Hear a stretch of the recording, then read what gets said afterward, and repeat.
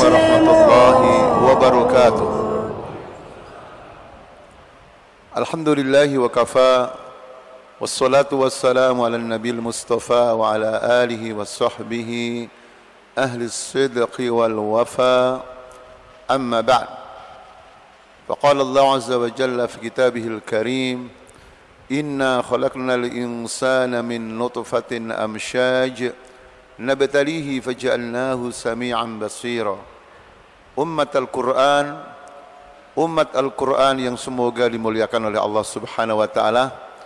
Alhamdulillah, pada malam yang semoga diberkahi oleh Allah Subhanahu wa taala ini kita dipertemukan fi baitin min buyutillah, di salah satu rumah Allah Subhanahu wa taala yang semoga dimuliakan oleh Allah Subhanahu wa taala, dalam rangka at-tafaqquh fid din, memahami Islam secara mendalam. Dan itulah tanda kebaikan setiap manusia. Apabila Allah Subhanahu wa taala menghendaki manusia itu baik, apabila Allah menghendaki sebuah masyarakat itu baik, maka tandanya adalah Allah memahamkan dia tentang Islam secara mendalam. Karena Islam begitu luas, maka pada malam hari ini tema yang diangkat adalah potret kebiadaban Ashabul Ukhdud. Ikhwatal iman hafizakumullah. Tema ini insyaallah akan kita jadikan 3 bab. Bab yang pertama adalah sunnatullah fil ibtila. Sunnatullah, ketentuan Allah yang pasti berlaku dalam kehidupan ini yang bernama al-ibtila, ujian. Kemudian yang kedua adalah qissatu ashabil ukhdud atau qissatul mu'minin, kisah orang-orang beriman yang dizalimi oleh ashabil ukhdud, itu yang lebih tepat. Kemudian yang ketiga, durusun wa ibar, pelajaran ibrah yang bisa kita ambil dari kisah Al-Quran ini. Sehingga ya ibadallah, kalau tema ini terdiri dari 3 bab dan satu babnya 500 halaman, jadi berapa halaman Bapak Ibu? 1.500 halaman. Sementara ceramahnya cuma berapa tadi katanya Pak? 1 jam, 1 jam setengah.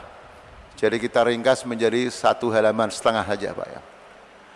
Bapak sekalian, kita mulai dari bab yang pertama, yaitu sunnatullah fil ibtila. Di antara sunnatullah, sunnah itu artinya at-tariq al-mukhattatah, jalan yang telah digariskan oleh Allah yang menjadi sebuah kepastian dalam hidup ini. Di antaranya adalah al-ibtila, ujian atau cobaan.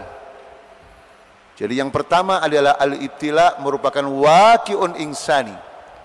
Ujian dan cobaan itu sebuah realitas kemanusiaan.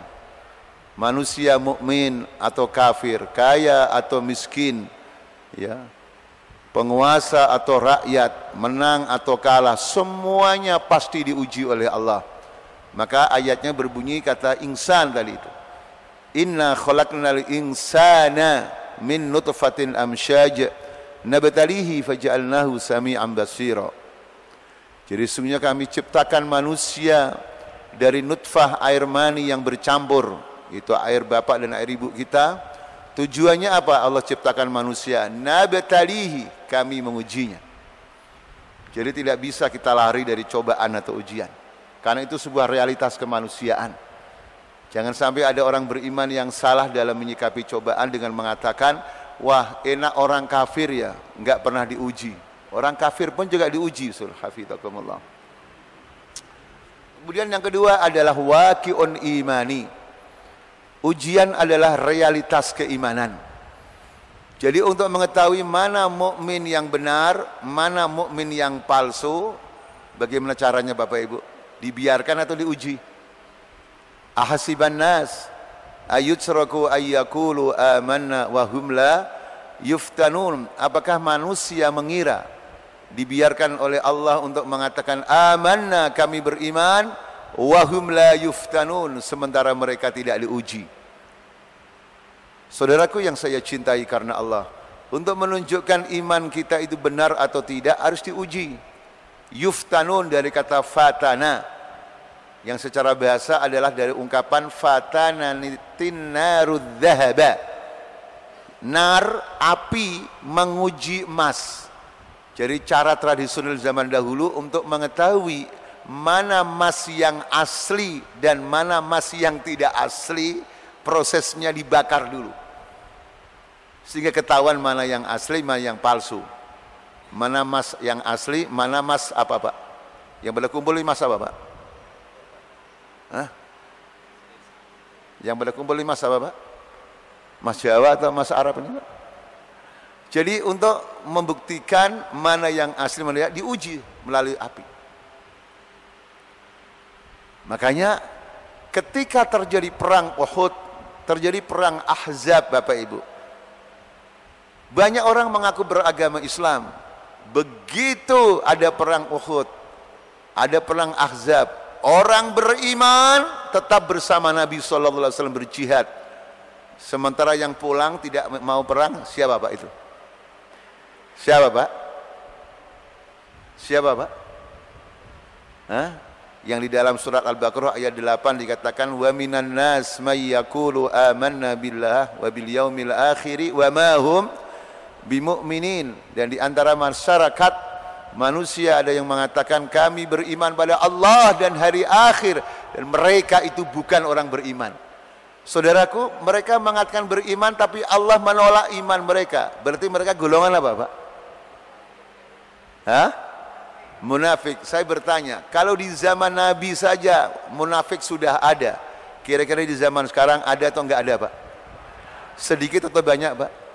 Banyak atau banyak Pak? Apa? Maka perlu diuji ya. Orang beriman bersama saudara-saudaranya berjuang. Orang munafik membela orang kafir. Selalu begitu. Tidak ada perubahan dalam kehidupan ini. Kemudian yang ketiga adalah al-ibtila waqi'un da'awi. Ujian itu sebuah realitas dakwah. Dakwah jangan sekedar difahami ceramah. Beda antara aktivis dakwah dan tukang ceramah atau penceramah. Ya. Kalau tukang ceramah siapapun bisa ceramah. Tapi aktivis dakwah harus jelas ghayahnya, wuduhul ghayah. Orientasinya adalah Allah. Qul hadhihi sabili ad'u ila Allah.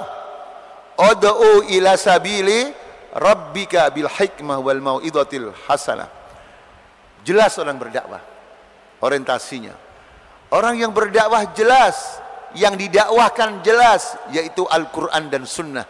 Yang didakwahkan adalah Islam. Yang didakwahkan bukan pemikirannya. Yang didakwahkan bukan pemikiran jamaahnya, pemikiran ormasnya, pemikiran partainya. Yang didakwahkan adalah Al-Quran dan As-Sunnah. Dan orang yang berdakwah ya ibadallah, saya bertanya, mulus atau banyak ujiannya Pak? Siapa orang terbaik di dunia dalam berdakwahnya? Rasulullah SAW. Begitu berdakwah di Mekah selama 13 tahun Bapak Ibu. Selama 13 tahun Pak, langsung diterima oleh orang Quraisy atau diapakan Pak? Hijrah ke Taif, mencari lahan baru untuk didakwai.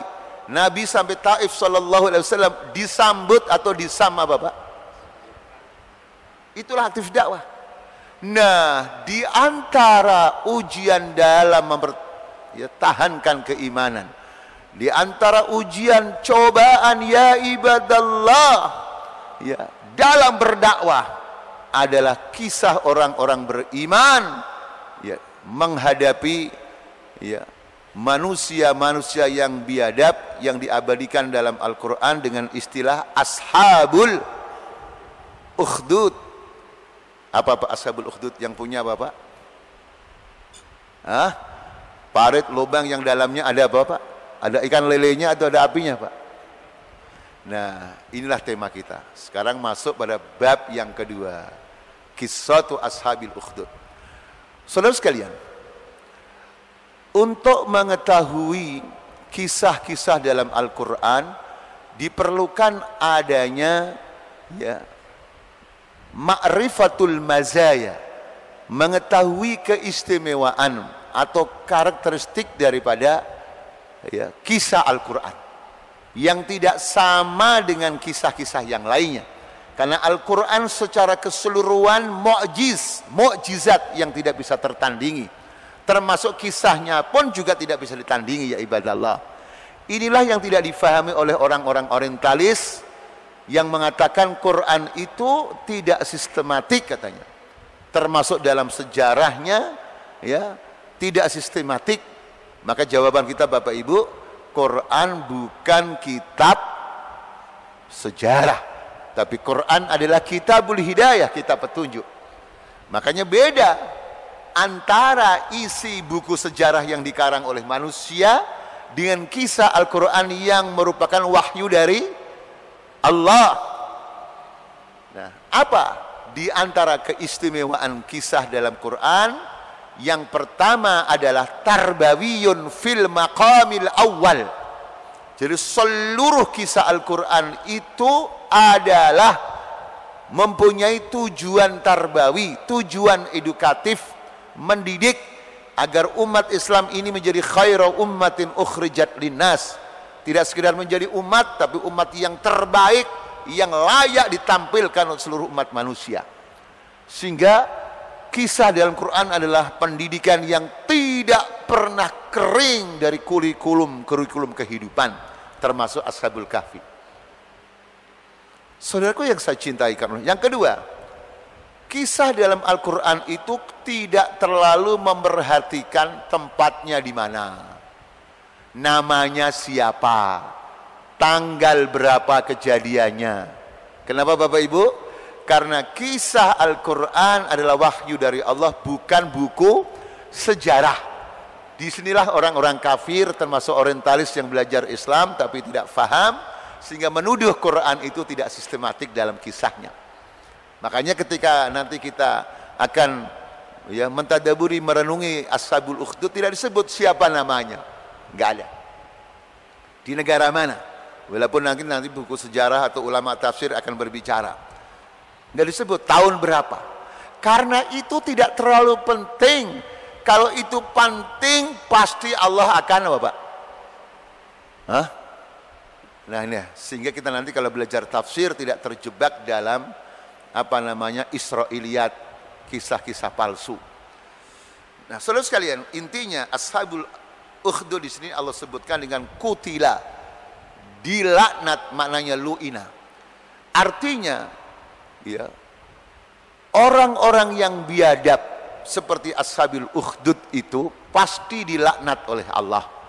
Meskipun kelihatannya menang, menjadi raja, menjadi presiden, menjadi perdana menteri, tapi kalau hidupnya, ya, kebijakannya selalu memerangi kaum muslimin, hum mal'unun, mereka adalah orang-orang yang dilaknat oleh Allah.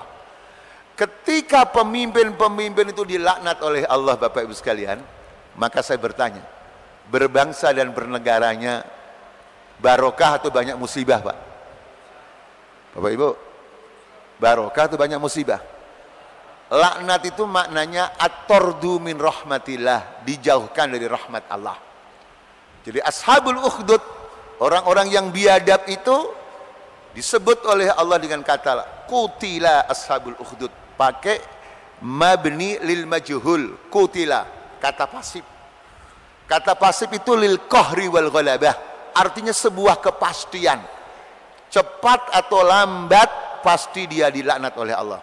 Bapak Ibu, saya bertanya, Fir'aun sebelum ditenggelamkan di lautan, ketika berkuasa begitu kuat, prajuritnya ada di mana-mana, intelnya ada di mana-mana, dananya ada di mana-mana, Pak. Pada waktu itu sebelum Fir'aun itu jatuh, kira-kira sebagian masyarakat mempunyai pemahaman nggak kalau Fir'aun itu akan jatuh? Belum tentu. Ada nggak Pak di dunia ini Pak orang berkuasa sampai puluhan tahun? Ada nggak Pak? Ya. Tapi cepat atau lambat orang-orang yang kejam terhadap kaum muslimin akan dilaknat oleh Allah. Dilaknat di akhirat adalah pasti.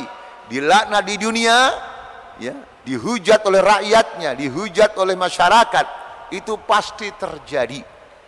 Nah, seperti apa penyiksaan mereka terhadap orang beriman? Orang beriman ya ibadallah, ya, dikumpulkan, dimasukkan ke dalam parit, ke dalam lubang yang an-nari dzatil waqud, api yang menyala-nyala ya ibadallah. Tidak sekedar memasukkan, tapi mereka ya ibadul sambil tertawa, puas ketika orang beriman itu disiksa. Idhum 'alaiha qud. Jadi mereka duduk di atas parit sambil menyaksikan orang-orang beriman yang kesakitan disiksa oleh mereka. Hafizakumullah. Sekarang saya bertanya, Pak, kisah Ashabul Ukhdud yang seperti ini, yang itu pasti benar adanya dalam Quran, walaupun kita tidak bisa menentukan terjadi di kota mana, tapi itu sebuah kepastian karena Allah yang menceritakannya. Kira-kira Pak, fenomena penguasa-penguasa dunia yang biadab tertawa ketika melihat kaum muslimin dibunuh, dipenjara, itu terjadi di zaman dulu atau sekarang juga terjadi, Pak? Makanya ada ungkapan at-tarikhu yu'idu nafsahu, sejarah itu pasti berulang. Kemudian wahum ala ma yaf'aluna bil mu'minina syuhud, dan mereka menyaksikan apa yang mereka lakukan kepada orang beriman. Artinya tidak sedikit pun mempunyai peri kemanusiaan, kasih sayang ya ibadallah. Mukminin itu di mata mereka adalah orang-orang yang berbuat jarimah kriminal. Dan nanti akan kita pelajari di bab yang ketiga yang terpenting. Itulah gambaran daripada penyiksaan Ashabul Ukhdud kepada orang-orang beriman yang diabadikan dalam Al-Quranul Karim, dalam surat Al-Buruj yang dibacakan oleh an-nada kita dari hafidahullah. Saudaraku yang saya cintai karena Allah, masuk bab yang ketiga. Ini yang terpenting, akhi. Meskipun nanti Bapak Ibu kalau mau membaca lebih lengkap lagi dalam riwayat, apakah dalam tafsir Ibnu Katsir atau yang lainnya, tapi Al-Quran itu memang dalam kisahnya tidak terlalu detail seperti buku-buku sejarah. Karena memang kisah Al-Quran bukan sejarah, tapi kisah Al-Quran itu adalah ya kisah tarbawiyah, pendidikan yang berlaku sepanjang masa hafizakumullah sampai sekarang ini. Nah, bab ketiga inilah yang penting. Pelajaran apa saja yang kita bisa ambil dari kebiadaban Ashabul Ukhdud terhadap orang-orang beriman? Yang pertama adalah qimatus sabri, nilai kesabaran yang mahal.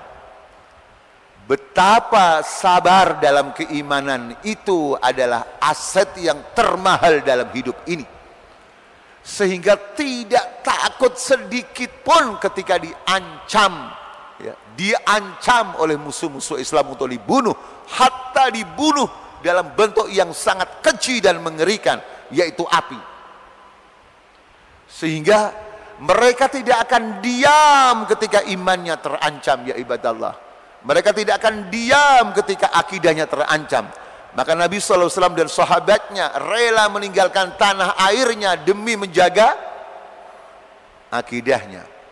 Sekarang saya bertanya, Pak, di sebuah negara yang katanya kaum muslimin banyak sekali jumlahnya, sebagian masyarakat, Pak, lebih cepat mana? Mendemo BBM naik dengan akidah dan Qur'annya dilecehkan. Lebih cepat mana demonya, Pak? Pak, lebih cepat mana? Berarti mahal mana akidah dengan BBM, Pak? Mahal mana surat Al-Maidah dengan BBM? Ini pelajaran yang bisa kita ambil. Mereka lebih memilih mati ya ibadallah daripada akidahnya dilecehkan, daripada imannya dirampas ya ibadallah. Li'annal iman ya huwa rasidul aghla fi hadhil haya, karena iman adalah aset yang termahal dalam hidup ini. Sehingga para nabi, Ibrahim alaihissalam, Musa alaihissalam, Lut alaihissalam, Rasulullah sallallahu alaihi wasallam, semuanya ya ibadallah berhijrah meninggalkan tanah airnya demi menjaga akidahnya. Kaum muslimin yang dibunuh Ashabul Ukhdud tidak takut mati demi akidahnya ya ibadallah. Inilah qimatus sabr alal iman. Kemudian yang kedua, as-sabru min syurutin nasr. Sabar itu adalah syarat kemenangan. Jangan bermimpi kaum muslimin akan menang dalam perjuangannya kalau dia tidak sabar. Maka dalam surat Al-Anfal, surat nomor 8, ayat-ayat yang berbicara tentang perang, khususnya perang Badar itu, apa syaratnya umat Islam dimenangkan oleh Allah, Bapak sekalian? Di antaranya ayat 45 sampai 47. Apa syarat-syarat kemenangan yang harus dipenuhi oleh kaum muslimin? Di antaranya as-sabr. Ya ayyuhalladzina amanu idza laqitum fi'atan fathbutu wadhkurullaha katsiran la'allakum tuflihun. Hai orang-orang yang beriman, apabila kamu bertemu dengan musuh-musuh kamu, maka sabarlah, tegarlah, dan berzikirlah kepada Allah yang sering agar kamu menang. Selanjutnya syarat yang selanjutnya, wa atiullah wa rasulahu wa la tanaza'u fatafshalu wa tadhhaba rihukum wasbiru, dan bersabarlah karena innallaha ma'as sabirin. Kam min fi'atin, bukan itu hafizakumullah. Yakum minkum isyruna sabiruna yaghlibu mi'atain. Jadi kalau orang beriman 20 sabar, mereka semuanya bisa mengalahkan 200, Pak. Pak, 20 mengalahkan 200. Berarti orang beriman satu lawan berapa, Pak? Hah?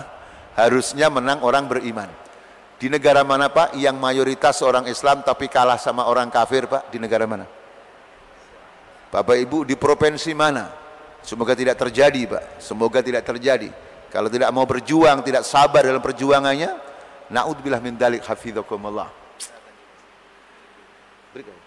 Fadhal. Baik, nanti kita akan lanjut kembali. Tadi kita terhenti pada pelajaran kedua, as-sabru min syurutin nasr, bahwasanya kemenangan di antara syarat untuk mendapatkannya adalah kita harus menjadi orang-orang yang beriman, yang memiliki kesabaran. Nanti kita akan sambung kembali, mitra muslim. Kita jeda untuk adzan Isya wilayah Surabaya dan sekitarnya. Saudaraku sekalian, seiman dan seakidah dimanapun berada yang saya cintai karena Allah Subhanahu wa Ta'ala. Jadi pelajaran yang kedua adalah as-sabru min syurutin nasr. Kesabaran adalah syarat bagi sebuah kemenangan. Saudaraku sekalian, ketika kita berbicara tentang kemenangan, hendaknya memahami ya dengan pemahaman yang benar tentang kemenangan. Karena umumnya sebagian masyarakat menyenangi sebuah kemenangan yang terlihat ya secara fisik, real. Menang dalam perang, menang dalam pemilu, menang dalam tender dan sebagainya. Tidak bisa kita pungkiri itu sebuah kemenangan. Tapi kemenangan bukan hanya itu saja. Bahkan seseorang yang tewas di medan perjuangan, seseorang yang tewas dibunuh oleh Ashabul Ukhdud karena mempertahankan keimanannya, itu juga sebuah kemenangan, ya ibadallah. Kenapa demikian? Karena dengan tewasnya pemuda yang berjuang di jalan Allah, yang dibunuh oleh pemimpin yang zalim pada waktu itu, justru masyarakat akhirnya beriman kepada Allah Subhanahu wa Ta'ala. Jadi pemuda yang tegar ketika dibunuh oleh penguasa yang zalim, maka masyarakat menyaksikan dan akhirnya mengatakan amanna bi rabbil ghulam, amanna bi rabbil ghulam, kami beriman pada Rabbnya ghulam, pemuda yang berjuang tadi itu. Allahu Akbar. Jadi kemenangan, ya ibadallah, bukan hanya sesuatu yang fisik saja. Ya, kesuksesan bukan hanya sesuatu yang fisik saja, ya ibadallah. Definisi kemenangan, definisi kesuksesan adalah ketika orang jauh dari neraka dan dimasukkan ke surga. Inilah ayat 185 surat ya Ali Imran yang sudah sering kita baca, ya ibadallah. Faman zuhziha 'anil nar wa udkhilal jannata faqad faz. Barang siapa yang dijauhkan dari api neraka dan dimasukkan ke surga, dia itulah yang menang. Makanya juga, ya ibadallah, ketika Suhaib Ar-Rumi radhiyallahu anhu berhijrah, begitu harta bendanya di tengah perjalanan ya dirampas oleh orang-orang Quraisy, kufar Quraisy, yang penting beliau bisa hijrah ke Madinah. Ya, apa sabda Nabi SAW? Bapak sekalian, saya bertanya, kalau seseorang berdagang ya di Surabaya udah bertahun-tahun, ya kemudian ya kekayaannya dia ambil oleh orang lain. Yang penting dia bisa berjuang bersama kaum muslimin. Kira-kira pedagang yang lainnya yang tidak paham Islam, Pak, mengatakan pedagang tadi itu beruntung atau bangkrut, Pak? Karena hitung-hitungannya hanya masalah uang. Tetapi Nabi bersabda sallallahu alaihi wasallam, "Rabiha Suhaib." Suhaib beruntung ya ibadah. Suhaib beruntung. Kenapa beruntung? Karena dunia itu cuma sedikit dibandingkan dengan akhirat. Bapak sekalian, dunia dikumpulkan semua. Yang bernama jabatan, kekayaan, pujian, ketenaran, itu kalau ditimbang dengan akhirat, apa kata riwayat sekalian? Itu hanya seberat janahu ba'udah, hanya seberat sayap nyamuk. Bapak yang soleh, ibu yang solehah, sayap nyamuk itu berapa ton, Pak? Berapa kilo, Pak? Itu yang dikejar-kejar sebagian orang sampai menghinakan dirinya, meninggalkan imannya, Islamnya, untuk mendukung orang kafir, untuk menyintai orang kafir hanya karena dunia yang hanya seberat apa tadi, Pak? Allahu Akbar. Makanya menang itu. Allahu Akbar. Lagi, Pak, supaya dalilnya banyak, tidak ngarang-ngarang, Pak, ya. Ketika anak Asma radhiyallahu anhuma, kan beliau anak Abu Bakar As-Siddiq, ya, beliau mempunyai anak yang bernama Abdullah bin Zubair bin Awam, karena suaminya adalah bin Zubair. Ketika memperjuangkan Islam, iman, padahal lawannya bukan orang kafir, lawannya mengaku beragama Islam, ya. Ketika terbunuh, apa kata gubernur yang zalim itu, Hajjaj, "Ya Asma malil muntasir." Lihat itu, lihat. Jadi kurang ajar, Pak. Padahal dia gubernur agamanya Islam. Coba Sayyidatuna Asma binti Abi Bakrin radhiyallahu anhuma, itu orang sudah buta, Pak. Coba lihat anak kamu disalib, Pak. Orang buta disuruh melihat, itu penghormatan atau penghinaan, Pak? Pada seorang sahabiah punya jasa besar dalam peristiwa hijrah. Siapa yang menang? Anak kamu atau saya? Bagaimana logika sahabat Nabi, sahabiah Nabi sallallahu alaihi wasallam yang ditarbiyah oleh Nabi sallallahu alaihi wasallam dan bapaknya untuk mengetahui makna kemenangan. Apa katanya? Laqad afsadta dunyaka wa akhirataka wa afsadta dunyahu atau dunya ibni.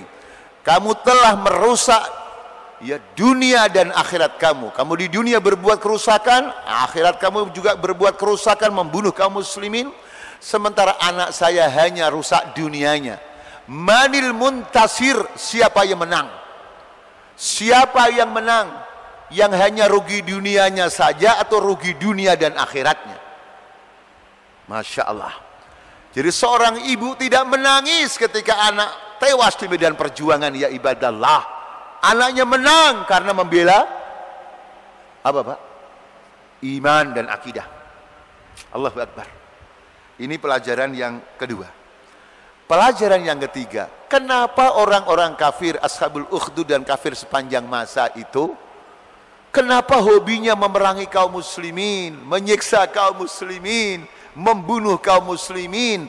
Apa dosa orang-orang Islam menurut mereka itu?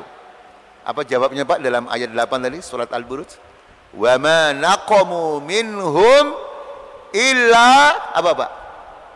Ayyuminu billahil azizil hamid. Tidaklah mereka menyiksa, dendam, membunuh orang-orang beriman kecuali karena mereka orang beriman adalah karena beriman kepada Allah yang Maha Aziz, perkasa dan Maha terpuji. Jadi keimanan itulah yang menjadikan mereka itu marah. Mereka memusuhi kita, mereka memerangi kita, ya ibadallah. Bapak Ibu, sebenarnya mereka itu memerangi para mujahid, para aktivis dakwah dengan alasan teroris, alasan radikal. Sebenarnya yang disasar itu terorisnya, radikalnya atau imannya. Bapak Ibu, orang-orang yang dituduh radikal itu biasanya yang ada di masjid atau yang ada di tempat hiburan. Jangan, Pak? Jangan, Pak? Jadi kalau ada sebuah ya organisasi atau jamaah atau seseorang yang mengaku beriman kok aman-aman saja dibiarkan orang-orang kafir ya sebebas-bebasnya, maka dipertanyakan keimanannya, dipertanyakan apa hubungan mereka dengan musuh-musuh Islam itu kok bisa mesra, bisa tersenyum. Karena orang kafir sepanjang masa adalah mereka selalu memusuhi orang-orang beriman. Bapak Ibu, saya bertanya, yang bicara seperti itu dalam surat Al-Burud siapa Pak? Penceramah atau Allah? Pak, firman Allah itu pasti benar atau mungkin benar? Kalau ceramah manusia bisa benar, bisa tidak benar. Ya. Jadi ini memberikan pelajaran tambahan bagi kita semua ya ibadallah. Ternyata dalam sejarah keimanan di dunia ini tidak ada orang-orang terbaik di dunia ini ingin masuk surga dengan sesungguh-sungguhnya, sejujur-sejujurnya, sementara diam tidak bergerak memperjuangkan keimanannya. Tidak ada. Bapak Ibu tolong sebutkan satu saja nabi atau rasul atau sahabat ingin masuk surga tapi diam, tidak berani menghadapi orang kafir. Ada Pak?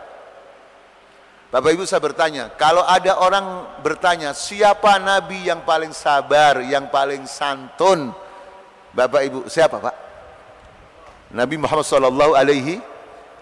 Beliau diam saja Pak atau juga perang melawan orang kafir?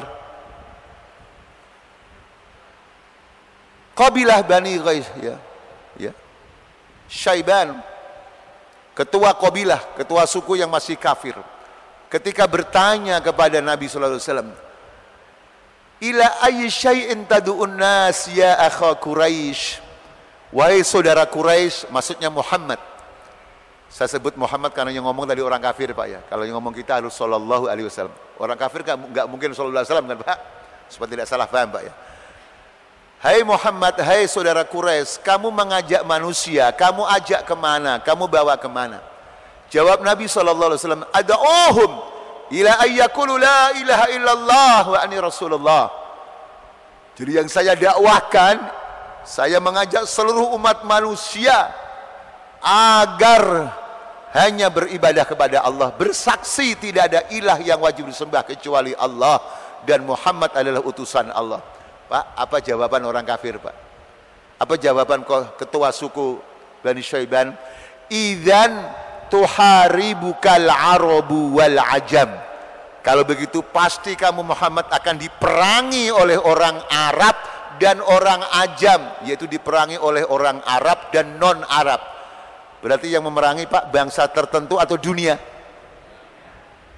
Pak, Bu, itu terjadi pada orang beriman terhadap Ashabul Ukhdud saja atau terjadi zaman Nabi juga. Walaupun kita tidak ingin diperangi oleh orang, kita ingin berdoa kepada Allah agar diberikan keselamatan. Allahumma inna nas'alukal afwa wal afiyah. Tapi faktanya tidak ada pejuang di dunia ini ya ibadallah ya, kecuali mereka menghadapi orang-orang kafir yang ingin membunuh kaum muslimin. Jangankan kita ya ibadallah, Nabi saja mau dibunuh dan akhirnya diusir. Dan ini adalah qaidatul hayah, kaidah kehidupan dalam menghadapi orang kafir. Makanya kita harus waspada. Mari kita lihat lagi surat Al-Anfal Pak, ayat 30. Wa idh yamkuru bikal ladzina kafaru liyuthbituka aw yaqtuluka aw yukhrijuk wa yamkuruna wa yamkurullah wallahu khairul makirin. Dan ingatlah ketika orang-orang kafir berbuat makar kepadamu wahai Rasulullah. Untuk apa? Untuk menangkap kamu, untuk membunuh kamu, atau mengusir kamu. Akhirnya Nabi diapakan Pak oleh orang-orang kafir? Dia apa Pak? Diusir. Ini saudara sekalian. Kemudian yang keempat, sahibul iman huwal muntasir. Orang yang beriman itu pasti dimenangkan oleh Allah dengan makna yang seluas-luasnya. Bukan berarti menang itu ya hidup terus. Bisa saja tewas di medan perjuangan, tapi tetap menang menurut Allah Subhanahu wa taala. Atau menang yang disenangi oleh kaum muslimin, di mana orang-orang beriman ketika dipimpin oleh Nabi sallallahu alaihi wasallam mereka selalu menang. Hanya dalam perang Uhud saja ada kekalahan, dan itu pun juga ada hikmahnya agar kita semua mengambil pelajaran di mana ketaatan kita kepada pemimpin itu sebuah keniscayaan. Ya, tidak boleh kita istihad sendiri ketika pemimpin sudah memberikan instruksi selama tidak menyuruh berbuat maksiat sudah barang tentu.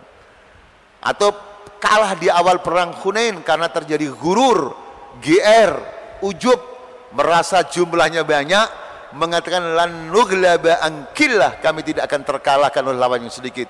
Akhirnya di awal perang Hunain kalah, walaupun akhirnya menang setelah tobat kepada Allah Azza wa Jal. Ini kaidahnya saudara sekalian. Dan yang kelima adalah al-iman huwa tajarrul illahil wahidul qahhar. Jadi keimanan itu harus benar-benar total kepada Allah. Total, jauh dari belenggu-belenggu keduniaan. Hafizakumullah. Itulah iman. Jadi iman tidak sebatas pengakuan saya orang beriman, KTP saya ini adalah Islam. Pak, kira-kira ada nggak orang yang KTP-nya Islam tapi bila orang kafir? Ada nggak, Pak? Jadi kalau iman kita ingin diterima oleh Allah harus total, ya, total bersih dari belenggu kepentingan-kepentingan dunia, sehingga kita ringan dalam merespon panggilan Allah, tidak berat. Karena kalau orang sudah terbelenggu oleh dunia, jabatan, ketenaran, uang dan lain sebagainya, ya ibadallah, maka berat untuk berjuang di jalan Allah, padahal seluruh dunia itu kecil, sedikit dibandingkan kenikmatan akhirat. Mari kita lihat sekalian firman Allah dalam surat At-Taubah ayat 38 tadi ayatnya. A'udzubillahi minasyaitonir rajim.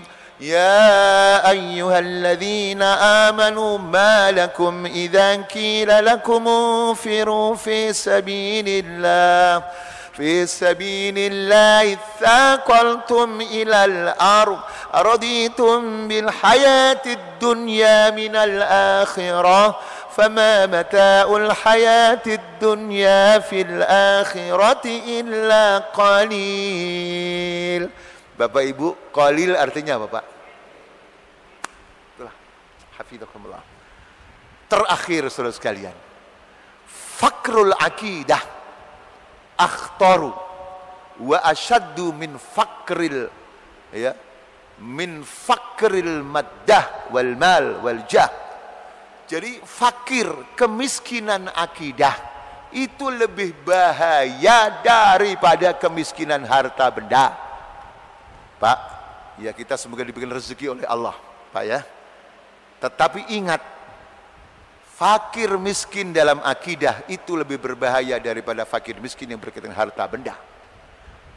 Oleh karena itu tadi, kaum muslimin menghadapi ashabul ukhdud tegar, tidak takut mati. Kenapa? Karena lebih bahaya akidah terancam daripada yang nyawanya terancam, ya ibadallah. Nyawa terancam, paling-paling apa, Pak? Meninggal. Setelah meninggal tamat atau masih ada kehidupan yang abadi, Pak?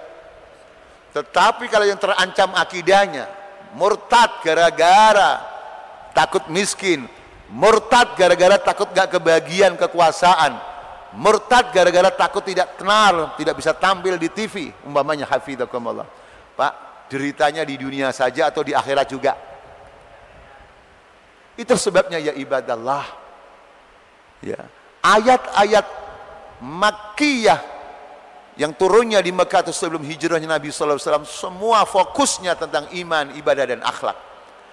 Bahkan surat-surat Madaniyah yang sudah turun di Madinah, yang negara Islam sudah berdiri, Allah Subhanahu wa taala masih mewajibkan kaum muslimin untuk meningkatkan kualitas keimanannya.